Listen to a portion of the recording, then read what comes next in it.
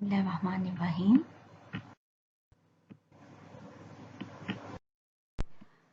अच्छा, टीलन-सेफ्लॉन में हमने फॉर्मेशन टीलन-सेफ्लॉन से बेसिकली प्रोजेन-सेफ्लॉन से दो चीज़ें बन रही थी, जो कि हमने एक था टेलन-सेफ्लॉन और एक डाइन-सेफ्लॉन।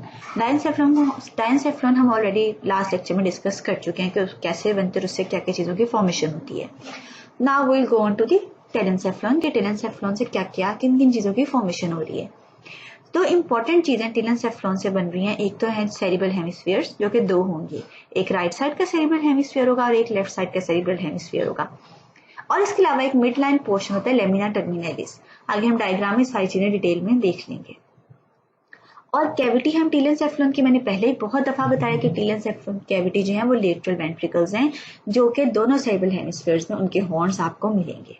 ठीक है, हर सेरिब्रल हेमिस्फीयर में फर्दर होते हैं, फ्रंटल लोब होता है, parietal लोब होता है, then there is occipital lobe, then there is temporal lobe. मतलब सेरिब्रल हेमिस्फीयर्स जो है बेसिकली उनके चार लोब्स होते हैं। फ्रंटल जो सबसे आगे होता है, फिर ऊपर हमें मिलता है पैराइटल, देन पोस्टीरियरली हमें ऑक्सीपिटल और लेटरली हमें मिलता है टेम्पोरल लोब। ये मेन लोब्स हैं। इसके अलावा और लोब्स भी होते हैं, लेकिन जो मेन लोब्स हैं वो मैं आपको बताती हैं, वो ये चारों हैं। अच्छा, इसके अलावा formation of corpus striatum, internal capsule, ये क्या चीजें हैं जिनकी फॉर्मेशन पढ़ लेंगे। Formation of hippocampus, paleopallium, neopallium and formation of commissures and olfactory bulb, इन सब चीजों की फॉर्मेशन हम पढ़ेंगे टेलन-सेफ्लॉन में। ये मेन जो थिंग्स हैं। Now moving on. अच्छा, आप अब इस डायग्राम में देखें टेलन-सेफ्लॉन की फॉर्मेशन कैसे हो रही है। सबसे पहले आप इसमें आप देख लेते हैं, हमने डाइन-सेफ्लॉन की फॉर्मेशन देखी थी। जो ब्लू लाइन आपको ऊपर नजर आ रही है, जहाँ पे एपिफिसिस है, इससे नीचे नीचे सारा का सारा डाइन-सेफ्लॉन पड़े। और ये जो ब्लू लाइन है बेसिकली ये वो है जो कि कवर कर रही है थर्ड वेंट्रिकल को। यहाँ से फिर कोराइड प्लेक्सस जो है वो डाउनवर्ड इन्वेजिनेट करता है। ये रूफ है किसकी, डाइन-सेफ्लॉन की। अब इससे ऊपर आपको नजर आ रहा होगा लेबल हुआ है ए डायग्राम के अंदर सेरिब्रल हेमिस्फीयर्स। इससे ऊपर फॉर्मेशन, क्योंकि जो हमारा टेलन-सेफ्लॉन है वो डाइन-सेफ्लॉन से प्रॉक्सिमल पड़ा है, तो जाहिर बात है इसकी प्रॉक्सिमल फॉर्मेशन होगी सेरिब्रल हेमिस्फीयर्स की। तो टेलन-सेफ्लॉन से सबसे पहले दो आउट पाउचिंग बनती हैं, एक राइट साइड पे आउट पाउचिंग बन जाती है और एक लेफ्ट साइड पे आउट पाउचिंग बन जाती है। और ये फिर रिजल्ट करेंगे in the formation of cerebral hemispheres, right hemisphere and the left hemisphere. तो ये जो आपको कट सेक्शन में नजर आ रहा है सेरिब्रल हेमिस्फीयर्स, ये बेसिकली एक साइड का हेमिस्फीयर है। ऐसा ही same ditto copy opposite side का, भी राइट साइड का हेमिस्फीयर है और दूसरा जो है वो लेफ्ट साइड का हेमिस्फीयर सेम एक ऐसा ही होगा। ठीक है, तो ये हमने देख लिया यहाँ पे सेरिब्रल हेमिस्फीयर्स की हेमिस्फीयर है। और इसके अलावा जो सेकंड चीज है डेट इज लेमिना टर्मिनलिस। ये भी आपको ए डायग्राम में लेबल किया हुआ नजर आ रहा होगा, लेमिना टर्मिनलिस। बेसिकली ये एक मिड लाइन पोर्शन है, दोनों सेरिब्रल हेमिस्फीयर्स के दरमियान में होता है। अगर आप सेरिब्रल हेमिस्फीयर्स को लेते हैं तो सेंटर में लेमिना टर्मिनलिस आपको नजर आता है। मिड लाइन पोर्शन है जो इसका बेसिकली फंक्शन क्या है लेमिना टर्मिनलिस का। लेमिना टर्मिनलिस जो है, यहाँ मैं रेड से इसको हाईलाइट कर देती हूँ लेमिना टर्मिनलिस को। लेमिना टर्मिनलिस बेसिकली इसका फंक्शन क्या है, जो लेमिना टर्मिनलिस से जितने भी कमिस्ट्रल फाइबर्स हैं, यानी वो सारे फाइबर्स, कमिस्ट्रल फाइबर्स क्या होते हैं जो एक हेमिस्फीयर से इंफॉर्मेशन दूसरे हेमिस्फीयर में लेके जाते हैं। क्योंकि हमारी बॉडी को दो पार्ट्स में हम डिवाइड करते हैं, right half of the body and left half of the body. जो राइट साइड की इंफॉर्मेशन है वो सारी की सारी लेफ्ट सेरिब्रल हेमिस्फीयर में जाती है, और जो लेफ्ट साइड की इंफॉर्मेशन है लेफ्ट साइड ऑफ बॉडी की, वो सारी राइट सेरिब्रल हेमिस्फीयर में जाती है। पूरी बॉडी में ऐसे एक्सेप्ट फेस की इप्सिलेटरल जा रही होती है, बाइलेटरल प्रेजेंटेशन होती है, सब छोड़ दें। जो हमारी बाकी बॉडी है उसका मेन ये है कि राइट साइड की information left side cerebral hemisphere में जानी है and left side of body की इंफॉर्मेशन राइट सेरिब्रल हेमिस्फीयर में जानी है। अब इधर तो चली गई, लेकिन किसी भी एक्शन को कंडक्ट करने के लिए आप अगर एक चीज आप एक ही हाथ से, सपोज अगर आपको किसी गर्म चीज को आपने हाथ लगा लिया है, तो आपने सिर्फ हाथ ही नहीं हटाना, आपने पूरी बॉडी को उस चीज से अवे मूव करना है। तो आपको राइट और लेफ्ट साइड की कोऑर्डिनेशन आप इसमें हर चीज में चाहिए। कोई भी चीज आप करें, राइट साइड ऑफ बॉडी और लेफ्ट साइड ऑफ बॉडी की प्रॉपर कोऑर्डिनेशन होनी चाहिए। किस टाइम फ्लेक्शन हो रही है तो दूसरी जगह पे एक्सटेंशन होनी है। तो इसलिए अगर एक फोराम ऑफ बी डायग्राम के अंदर फोराम ऑफ मोनरो जो है कोराइड प्लेक्सस के लेवल के ऊपर है। अच्छा, नाउ नेक्स्ट क्या होती है, फॉर्मेशन स्टार्ट होती है कॉर्पस ट्राइटम की, जो basal part of cerebral hemispheres है। ये सेरिब्रल हेमिस्फीयर है, ये नियोपेलियम आ रहा है, नियोपेलियम से अब आप नीचे चले कोराइड प्लेक्सस के नीचे, ये इसका बेसल पार्ट है। तो जो basal part of cerebral hemisphere है ये ग्रो करना शुरू हो जाएगा, ये ग्रो करेगा और ये इन्वेजिनेट करेगा, प्रोट्रूड करेगा into the foramen of Monro and lateral ventricle. जैसे कि आप बी डायग्राम के अंदर देख सकते हैं, ये कॉर्पस स्ट्राइटम है और यहाँ से बल्ज कर है, फोरामन ऑफ मोनरो के अंदर भी बल्ज कर है और ऊपर लेटरल वेंट्रिकल जो है इसके ऊपर भी बल्ज कर है। और ये कहाँ पड़ा हुआ है? हाइपोथैलेमस के पोस्टरोलेटरली। यानी अगर आप ए डायग्राम के अंदर देखें तो ए डायग्राम के अंदर आपको हाइपोथैलेमस नजर आ रहा है, लेबल किया हुआ है। आपको इस लेवल पे थैलेमस क्यों नहीं नजर आ रहा है? क्योंकि थैलेमस इस ऑल फैक्ट्री वर्ब के जहां ये जो फर्स्ट डॉटेड लाइन है, इस लेवल पे थैलेमस है ही नहीं, थैलेमस पीछे खत्म हो जाते हैं, ठीक है, इसलिए आपको इस लेवल पे थैलेमस नजर नहीं आएगा। अब हाइपोथैलेमस, यहाँ पे आपको फोरामन ऑफ मोनरोस को अगर आप कट करेंगे, मतलब इस लेवल पे कट सेक्शन लेंगे, तो आपको हाइपोथैलेमस के पोस्टरोलेटरली, थोड़ा सा सुपीरियरली, पोस्टीरियरली और लेटरली आपको नजर आएगा कॉर्पस स्ट्राइटम। इसको फर्दर अगर आप कट सेक्शन करेंगे, ठीक है, जैसा कि बी डायग्राम में उन्होंने इस लेवल पे कट किए, तो हाइपोथैलेमस के थोड़ा सा पोस्टीरियरली, सुपीरियरली और लेटरली जो है क्या पड़ा हुआ है? Corpus striatum. हाइपोथैलेमस के ऊपर है और थोड़ा सा लेटरल है, ठीक है। तो this is what is this is corpus striatum. और इसको हम क्यों स्ट्राइटम कहते हैं? क्योंकि इसकी स्ट्राइटेड अपीयरेंस होती है, स्ट्राइएशंस होती हैं इस लेवल इसके ऊपर, इसलिए हम इसको कॉर्पस स्ट्राइटम कहते हैं, ठीक है। इसके भी डिफरेंट पार्ट्स हैं, डिफरेंट फंक्शन है। फंक्शन हम इसके डिटेल में न्यूरल नेटवर्क में डिस्कस करेंगे, पार्ट्स हम अभी आगे जाके डिस्कस कर लेंगे कौन कौन से इसके मेन पार्ट्स हैं। ओके, अब आप इसी सेकंड डॉटेड लाइन को देखें, जो सेकंड डॉटेड लाइन है उस लेवल के ऊपर अगर कट सेक्शन देखें, वो सी डायग्राम में, तो यहाँ पे आपको पता है ऊपर थैलेमस है, थैलेमस के नीचे हाइपोथैलेमस भी है, तो इस लेवल के ऊपर आपको थैलेमस भी नजर आएगा, हाइपोथैलेमस भी नजर आएगा, और हाइपोथैलेमस के और थैलेमस के लेटरली और हाइपोथैलेमस के वही सुप्रोलेटरली आपको नजर आ रहा है कॉर्पस स्ट्राइटम, ठीक है, जैसे कि सी डायग्राम में आप लोग देख सकते हैं। और ऊपर किसकी कौन सी कैविटी है? लेटरल वेंट्रिकल की। इस पॉइंट के ऊपर पहले सी लेवल पे आप देख लें, सी डायग्राम में थैलेमस और कॉर्पस स्ट्राइटम आप इसमें सेपरेट हैं, इनके दरमियान में एक वॉल आपको नजर आ रही होगी, बाद में ये वॉल खत्म हो जानी है, वो हम आगे देख लेते हैं। देखिए, initially corpus striatum and thalamus they both are separate and there is a wall in between them, ठीक है। कॉर्पस स्ट्राइटम थैलेमस के लेटरली पड़े। अगर हम अब, जैसे मैं आपको डायनसेफ्लॉन के लास्ट लेक्चर में बताया था कि सबसे मीडियल क्या होता है, डायनसेफ्लॉन के मीडियल क्या पड़ा है? Third ventricle. तो सबसे मीडियल थैलेमस एंड हाइपोथैलेमस के भी अगर आप मीडियली, जहाँ पे या आपको इनवर्ट सी, मैं आपको रेड कलर का मार्क लगा के दिखा देती हूँ, उस लेवल के ऊपर, उस लेवल पे रेड कलर का एक मार्क लगा हुआ है, उससे आप देख लें, ये जो रेड कलर का मार्क है, इस लेवल पे, ये वो लेवल है जहां पे थर्ड वेंट्रिकल प्रेजेंट है, यानी थैलेमस एंड हाइपोथैलेमस के मीडियल क्या प्रेजेंट है? Third ventricle. सबसे मीडियली फिर क्या हो गया? Third ventricle. थर्ड वेंट्रिकल के लेटरली क्या पड़े? थैलेमस हाइपोथैलेमस यानी डायनसेफ्लॉन। और अगर आप इनके भी लेटरल मूव करेंगे then you will see corpus striatum. Okay, ठीक हो गया। नाउ वी विल अच्छा, यहाँ तक हो गया। ये अब हमने थैलेमस की कॉर्पस स्ट्राइटम की फॉर्मेशन पढ़ ली है और सेरेब्रल हेमिस्फीयर्स जो हैं उनकी फॉर्मेशन पढ़ ली है। अब इसके बाद में क्या, इसके बाद हम पढ़ेंगे फॉर्मेशन ऑफ कोराइड प्लेक्सस की। कोराइड प्लेक्सस जो है उसकी फॉर्मेशन कैसे होती है। ओके, कोराइड प्लेक्सस की फॉर्मेशन, ये आपको फर्स्ट डायग्राम के अंदर जो ए डायग्राम है उसमें आपको एक ब्लू लाइन नजर आ रही है, ये मैंने आपको बताया था, this is the roof of the diencephalon and basically this is the base of the cerebral hemispheres. अब जहां पे बेस ऑफ सेरेब्रल हेमिस्फीयर्स ऊपर से और नीचे से रूफ ऑफ डायनसेफ्लॉन ये मिल रही होती हैं, इस पॉइंट पे जो वॉल है वो थिन रहती है, यहाँ पे न्यूरोब्लास्ट वगैरह जो है वो नहीं बनते, यहाँ पे एपेंडाइमल सेल्स होते हैं, यहाँ पे न्यूरॉन्स नहीं बनते, ठीक है। और इस लेवल के ऊपर कोराइड प्लेक्सस की फॉर्मेशन होगी जो कि फिर सीएसएफ की फॉर्मेशन करेगा, ठीक। अब आप बी डायग्राम पे चले जाएं। बी डायग्राम में जहां ये कोराइड प्लेक्सस आपको लेबल नजर आ रहा है, ऊपर क्या है? सेरेब्रल हेमिस्फीयर्स है, नीचे क्या है? डायनसेफ्लॉन है। इनके दरमियान में वॉल थिन रजेगी, यहाँ पे फॉर्मेशन होगी कोराइड प्लेक्सस की। It will protrude into the lateral ventricles and it will also, और ये लेटरल वेंट्रिकल्स के अंदर प्रोट्रूड करेगा, वहां पे सीएसएफ की प्रोडक्शन करेगा। इसके अलावा ये रूफ ऑफ डायनसेफ्लॉन प्रेजेंट होता है और थर्ड वेंट्रिकल के अंदर प्रोट्रूड कर रहा होता है, वहां पे थर्ड वेंट्रिकल के अंदर सेरेब्रोस्पाइनल फ्लूइड की फॉर्मेशन यहाँ इससे हो रही होती है, ठीक। तो ये हो गया फॉर्मेशन ऑफ कोराइड प्लेक्सस। इसकी फॉर्मेशन किस पॉइंट के ऊपर होती है? ओके, नाउ अब आप इस डायग्राम में देखें, कट सेक्शन ए डायग्राम में दिखा हुआ है किस लेवल पे कट सेक्शन है। बी डायग्राम, इसमें राइट और लेफ्ट दोनों साइड्स दिखाई हुई हैं। अब आप इसमें देख सकते हैं सेंटर में क्या है, सबसे medially third ventricle. Third ventricle के लेटरल आपको क्या नजर आ रहे हैं, thalamus and hypothalamus. Thalamus and hypothalamus के लेटरली क्या पड़ा हुआ है, आपको दो नजर आ रहे होंगे, caudate nucleus and lentiform nucleus. Basically caudate and lentiform they both are part of corpus striatum.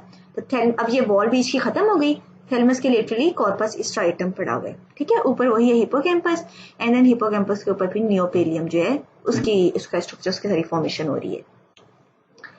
Okay अच्छा, अब कॉर्पस स्ट्राइटम के दो पार्ट्स कैसे बन रहे हैं। सेरेब्रल हेमिस्फीयर से जो जितने भी नर्व फाइबर्स आ रहे हैं वो सारे नर्व फाइबर्स इकट्ठे होते हैं व्हाइट मैटर के अंदर। जो नर्व फाइबर्स पड़े हुए हैं, जितने भी ट्रैक्स हैं, असेंडिंग है या डिसेंडिंग है, बेसिकली वो आपस में ज्वाइन हो जाते हैं, क्योंकि जब उन्होंने सेरेब्रल हेमिस्फीयर्स में वो डिस्पर्स होते हैं, सेरेब्रल हेमिस्फीयर्स बड़े होते हैं, उनके अंदर स्पेस बहुत ज्यादा होती है, तो वहां पर वो डिस्पर्स हो जाते हैं। लेकिन फिर जब वो डायंसेफ्लॉन के लेवल से गुजरते हैं तो स्पेस कम होती है, जब वो नीचे जाते हैं तो उन्हें कॉम्पैक्ट होना पड़ता है, इकट्ठा होना पड़ता है। वो इकट्ठे होकर एक स्ट्रक्चर बनाते हैं जिसको हम कहते हैं इंटरनल कैप्सूल। ये भी हम डिटेल में न्यूरोनेट में डिस्कस कर लेंगे। अब इंटरनल कैप्सूल बेसिकली सारी इंफॉर्मेशन या तो लेके आ रहा है टुवर्ड द सेरेब्रल हेमिस्फीयर या लेके जा रहा है, इसमें सारे ट्रैक्स पड़े हुए हैं। ये इंटरनल कैप्सूल कॉर्पस स्ट्राइटम को डिवाइड कर देते हैं into caudate nucleus and lentiform nucleus. जो इससे ऊपर पड़ा हुआ इंटरनल कैप्सूल से वो कॉर्डेट न्यूक्लियस है, जो इंटरनल कैप्सूल के बेसिकली मीडियली है जरा, और जो इसके जरा लेटरली पड़ा हुआ है वो लेंटिफॉर्म न्यूक्लियस है। फिर लेंटिफॉर्म न्यूक्लियस के अंदर भी दो पार्ट्स होते हैं, पुटामन एंड ग्लोबस पैलिडस, इसके दो पार्ट्स हैं लेंटिफॉर्म न्यूक्लियस की। So this is how corpus striatum is divided into chordate nucleus and into the lentiform nucleus through the internal capsule. उसके बाद जो हमने सेरेब्रल हेमिस्फीयर था, उसके मैंने आपको पहले बता दी कि वो एब्रप्ट ग्रोथ होगी, एंटीरियरली भी ग्रो करेगा, पोस्टीरियरली भी, सुपीरियरली भी, लेटरली इंफीरियरली भी, and it result in the formation of different lobes. The main मैंने आपको बता दिया, फ्रंटल लोब है, पैराइटल लोब है, टेम्पोरल लोब है एंड ऑक्सीपिटल लोब है, जो कि मेन लोब्स हैं। ओनली एक single part of cerebral hemisphere, basically जो वो पार्ट सेरेब्रल हेमिस्फीयर का जो कॉर्पस स्ट्राइटम के ऊपर है, उस लेवल पे ग्रोथ नहीं होती।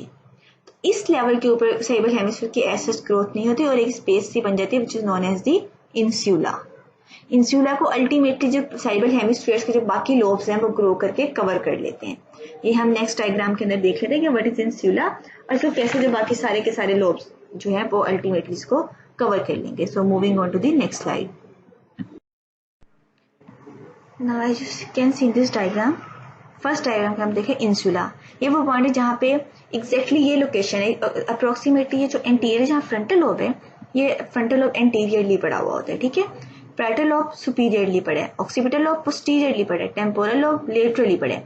तो टेम्पोरल लोब और फ्रंटल लोब और पैरेटल लोब के दरमियान में ये रीजन है इंसुला का। ये वो रीजन है जो डायरेक्टली कॉर्पस स्ट्राइटम के ओवर हैंग कर रहा होता है, यहाँ पे ग्रोथ नहीं होती।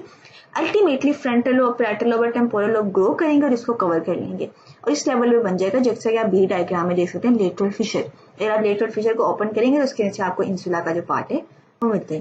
तो दिस इज जस्ट ब्रीफ सा एक पॉइंट है कि यहाँ पे ग्रोथ नहीं होती हेमिस्फीयर, यहाँ पे इंसुला एक गैप बन जाता है, ठीक हो गया।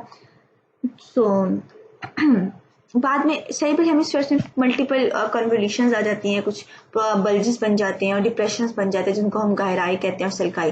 गहराई जो है वो एलिवेशंस होती हैं, जो सल्काई है वहाँ पे डिप्रेशन होता है। तो ये डिफरेंट सेरेब्रल हेमिस्फीयर के अंदर ये सारी एनाटॉमी का बेसिकली पार्ट है जो क्या हम न्यूरोएनाटॉमी में डिटेल में डिस्कस करेंगे। Okay, now will move on to the next slide. Now अच्छा, अब हम कॉर्टेक्स डेवलपमेंट कैसे होती है, जो बेसिकली सारी कॉर्टेक्स है इसकी हमारी जो है सेरेब्रल हेमिस्फीयर्स की, उसमें हम डिफरेंट सेल्स बने, न्यूरोब्लास्ट बने, तो उसकी फॉर्मेशन कैसे होती है कॉर्टेक्स ऑफ सेरिबेलम की। सबसे पहले तो आप देख लें कि कॉर्टेक्स बेसिकली जो सबसे लेटरल है, कॉर्पस स्ट्राइटम जो है, बी डायग्राम में देखें, कॉर्पस स्ट्राइटम के लेटरल फॉर्मेशन होते हैं पेलियोपेलियम की। तीन पार्ट्स होते हैं बेसिकली सेरेब्रल हेमिस्फीयर्स के, हिपोकैम्पस है, पेलियोपेलियम है, नियोपेलियम है। सेरेब्रल कॉर्टेक्स के 3 पार्ट्स, और में सबसे जो मेन पार्ट है वो नियोपेलियम है, जो सबसे ज्यादा मेजर कंट्रीब्यूट करे सेरेब्रल हेमिस्फीयर्स का मेजर पार्ट को जो कंट्रीब्यूट करे। अब पेलियोपेलियम और हिपोकैम्पस बिल्कुल थैलेमस के ऊपर पड़ा हुआ है। इन पेलियोपेलियम और हिपोकैम्पस इसके दरमियान में सारा पड़ा हुआ है नियोपेलियम कॉर्टेक्स।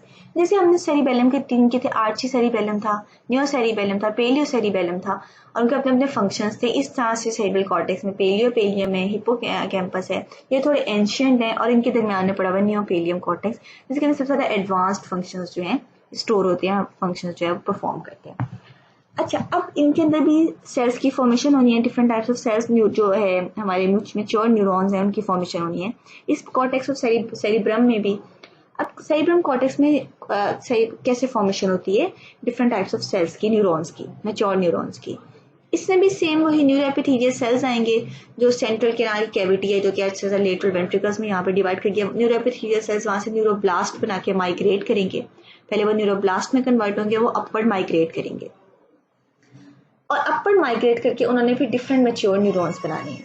नेक्स्ट स्लाइड के अंदर हम डिटेल में इसको डिस्कस करते हैं हाउ दे आर फॉर्म्ड। तो बेसिकली अब कॉर्टेक्स की फॉर्मेशन किस तरह से होनी है उसको हम यहाँ पे डिस्कस करेंगे स्लाइड के ऊपर। सबसे पहले आपको यहाँ पे मैं फॉर्मेशन ऑफ olfactory bulb, इसमें क्या होगा कि olfactory सबसे पहले जो नेजल प्लेकोर्ड्स की फॉर्मेशन होती है एपिथेलियम और न्यूरल क्रेस्ट से सेल्स के इंट्रैक्शन के साथ, और नेजल प्लेकोर्ड से फिर पूरी नेजल कैविटी बननी है, वो आप हेड एंड नेक में पढ़ चुके हैं। अब वॉल ऑफ द ब्रेन और जो यहाँ के जो न्यूरल क्रेस्ट सेल्स है इनके आपस में इंट्रैक्शन से जो वॉल ऑफ द ब्रेन है उसके अंदर किसकी फॉर्मेशन होगी, olfactory bulb की। ठीक, अब olfactory bulb और फिर नेजल एपिथेलियम है इसके साथ olfactory bulb का कनेक्शन स्टैब्लिश होगा थ्रू द फाइबर्स, और जो नेजल एपिथेलियम के सेल्स हैं they will become the sensory neurons जो कि सेंस ऑफ स्मेल जो है उसको इंटरप्रेट करके उसको आगे भेजते हैं, उसको सबसे पहले उसको रिसीव करते हैं सेंस ऑफ स्मेल को कोई भी स्मेल को, और उसको फिर उन्होंने olfactory bulb में सेंड करना है। olfactory bulb से फिर वो फर्दर आगे ऊपर ब्रेन के अंदर जाती है olfactory एरियाज के अंदर थ्रू दी olfactory tract। तो simply this is how there is formation of the olfactory bulb and the olfactory tract by interaction between the neural crest cells and the wall of the brain. The formation of olfactory bulb. Olfactory bulb will make connections with the sensory epithelium of the nasal cavity, and the sensory epithelium will convert into the sensory neurons, and then olfactory bulb will make connection to the olfactory areas through the olfactory tract. Olfactory tract को हम next slide के अंदर देख लेते हैं, ठीक है? Okay. Slide you can see olfactory bulb, नीचे लेबल क्या olfactory bulb and olfactory tract। तो ये now formation of commissures। commissures मैंने आपको बता दिया क्या होते हैं, जो राइट साइड ऑफ ब्रेन की information left part of brain left hemisphere में लेके जाते हैं, लेफ्ट हेमिस्फीयर की इंफॉर्मेशन जो है वो राइट हेमिस्फीयर में लेके जाते हैं ताकि पूरी बॉडी की कोऑर्डिनेशन प्रॉपर्ली हो सके। अब डिफरेंट कमीशर्स होते हैं, ज्यादातर कमीशर्स जो हैं वो लैमिना टर्मिनलिस के अंदर क्रॉस करते हैं, अपोजिट हेमिस्फीयर के अंदर यानी लैमिना टर्मिनलिस का यूज करते हैं। सबसे पहला कमीशर जिसकी फॉर्मेशन होती है डेट इज द एंटीरियर कमीशर। यहाँ Now we study clinical correlates. First is holoprosencephaly. holoprosencephaly में क्या होता है, holoprosencephaly प्रोजेंसेफ्लोन मतलब कि ये प्रोजेंसेफ्लोन का डिफेक्ट है सेरेब्रल हेमिस्फीयर्स का। इसके अंदर क्या होता है, जो मिडलाइन स्ट्रक्चर्स हैं वो बेसिकली फ्यूज कर जाते हैं, मिडलाइन स्ट्रक्चर्स की फॉर्मेशन प्रॉपर नहीं होती। मिडलाइन स्ट्रक्चर की फॉर्मेशन के लिए एक जीन बहुत इंपॉर्टेंट है, that is SHH gene which is sonic hedgehog gene. जितने भी हमारे मिडलाइन स्ट्रक्चर्स हैं उनकी प्रॉपर फॉर्मेशन जो नहीं है वो किससे होती है, through the under the influence of sonic hedgehog gene. तो अगर इसके अंदर कोई डिफेक्ट होगा, ये प्रॉपरली वर्क नहीं करेगी तो फिर होलोप्रोजेंसेफली जो है वो हो सकती है।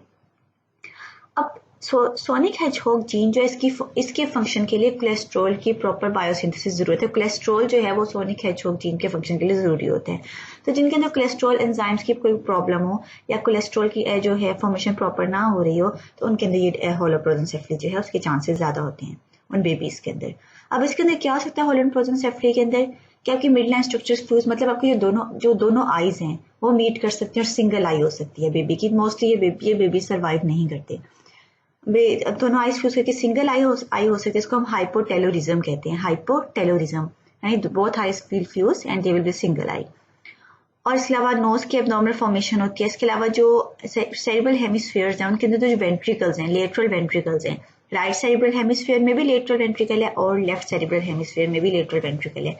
ये आप इसमें फ्यूज करके एक सिंगल वेंट्रिकल बना सकते हैं और इनके का जो ब्रेन टिश्यू है वो नेक्रोटिक हो सकता है। और इसके अलावा सेरेब्रल हेमिस्फीयर्स भी यूनाइट कर सकते हैं कि दो लहदा ना हो, सिंगल हेमिस्फीयर आपको मिले। तो मिडलाइन डिफेक्ट्स जो इसके अंदर होते हैं in this condition holoprosencephaly. Now moving on to the next slide. Next is schizencephaly. What is schizencephaly? Schizencephaly के अंदर जो ब्रेन टिश्यू है उसके अंदर क्लेफ्ट्स बन जाती हैं, मतलब उसके अंदर गैप्स बन जाते हैं और जो टिश्यू है वो उसकी नेक्रोसिस हो जाती है।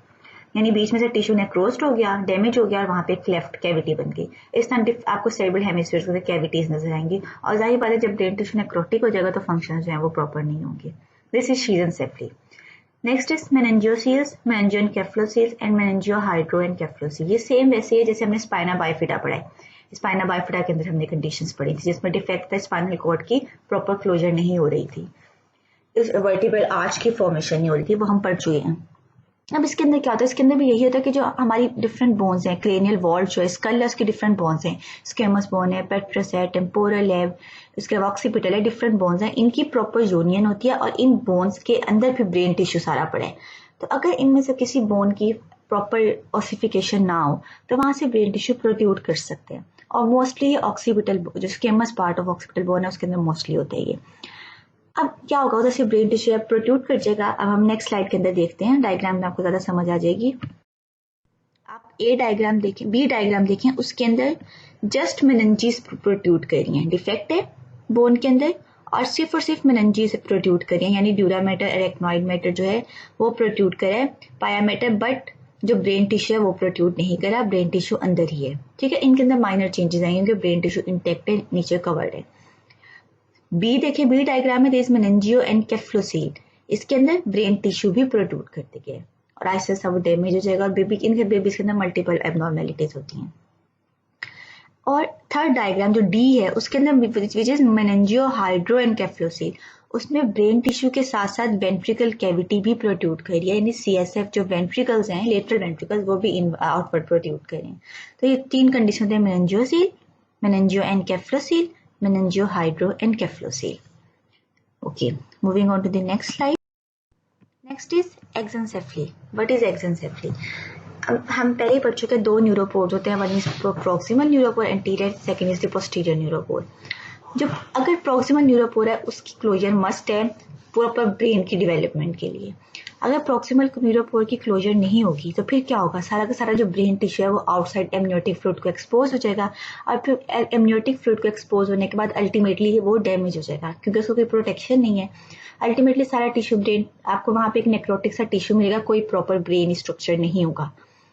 तो इसको हम एक्जेंसेफली कहते हैं। अल्टीमेटली जब ये सारा टिश्यू डैमेज हो जाए और एक नेक्रोटिक सा टिश्यू रह जाए तो this is anencephaly, means no brain tissue, no brain is called एनेनकेफली।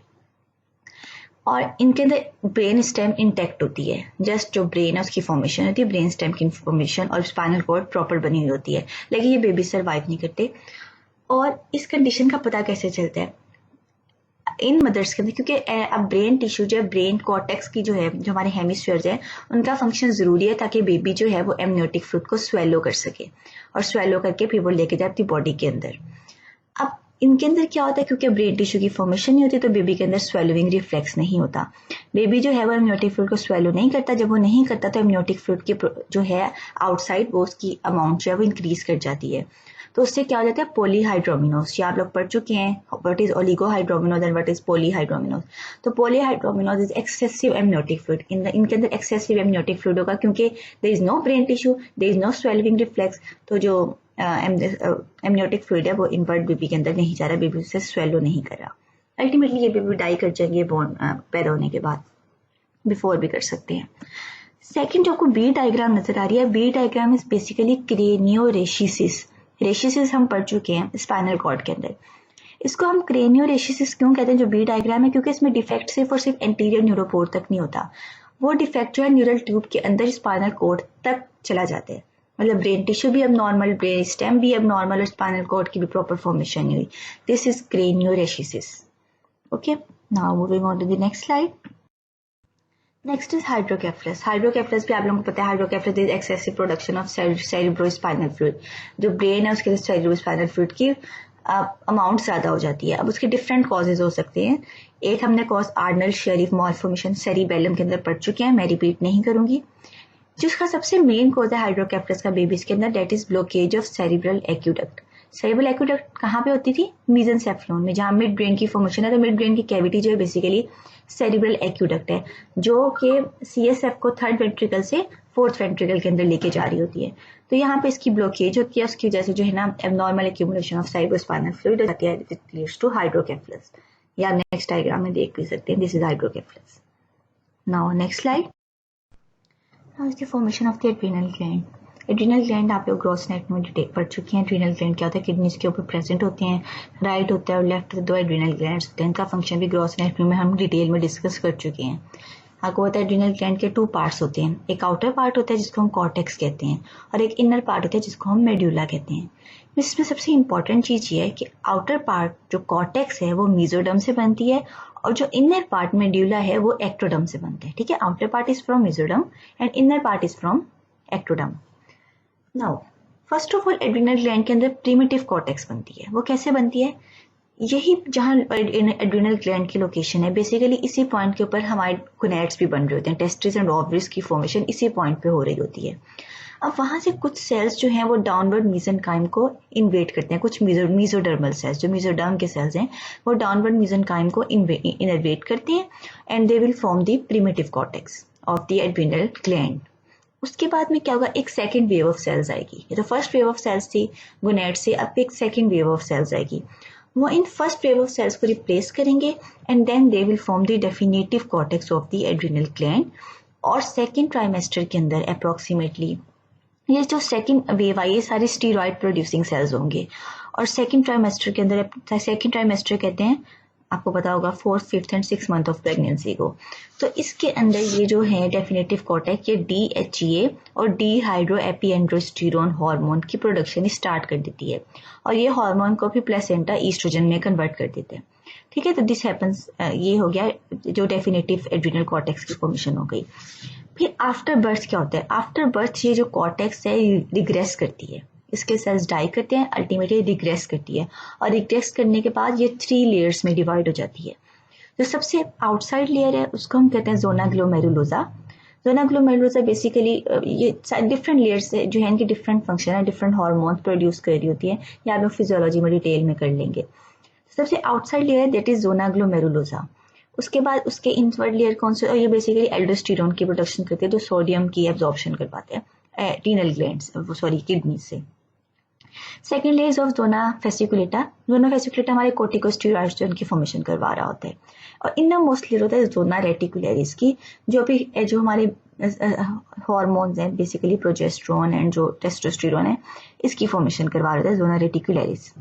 Basically progesterone और की फॉर्मेशन करवाता है, फिर वो टेस्टोस्टेरोन फर्दर उसकी फॉर्मेशन आगे टेस्टिस में, दैट इज बिट डिफिकल्ट। बस अब ये है कि 3 लेयर्स बनते हैं इसके अंदर कॉर्टेक्स के अंदर। Ultimately outside is zona glomerulosa, zona glomerulosa के बाद zona fasciculata and most inward is zona reticularis. अब जस्ट जब कॉर्टेक्स की फॉर्मेशन हो रही होती है उसके साथ साथ एड्रिनल मेडुला भी फॉर्म हो रहा होता है। एड्रिनल मेडुला मैंने आपको पहले बताया कि उसकी फॉर्मेशन किससे होती है, थ्रू दी एक्टोडर्म। कौन सी ectoderm, basically neural crest cells. Neural crest cells आपको पता है कि एक्टोडर्म ही से ओरिजिनेट किए थे। तो न्यूरल क्रेस्ट सेल्स जो है वो बेसिकली एड्रिनल मेडुला बनाते हैं। ओके, आप ये आउटसाइड पे कॉर्टेक्स है, 3 लेयर्स हैं, zona glomerulosa, then fasciculata, then reticularis adult cortex के अंदर। उसके बाद इनवर्ड मेड्यूला है। मेड्यूला के अंदर न्यूरल क्रेस्ट सेल्स इन्वेजिनेट करते हैं, वो कन्वर्ट हो जाते हैं इनटू दी क्रोमाफिन सेल्स। इन्हें हम क्रोमाफिन सेल्स क्यों कहते हैं, क्योंकि क्रोमाफिन डाई से येलो ब्राउन स्टेन होते हैं क्रोमाफिन डाई से, इसलिए हम इनको क्रोमाफिन सेल्स कहते हैं।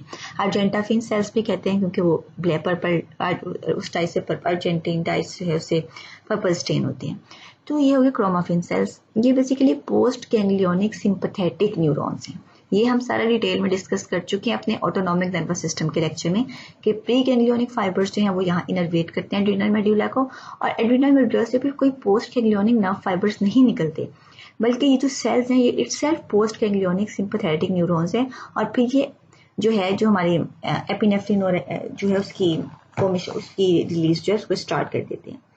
ठीक है, नोरेपिनेफ्रिन और एपिनेफ्रिन की प्रोडक्शन होती है फेस से और फिर वो डायरेक्टली ब्लड के अंदर एंटर हो जाती है।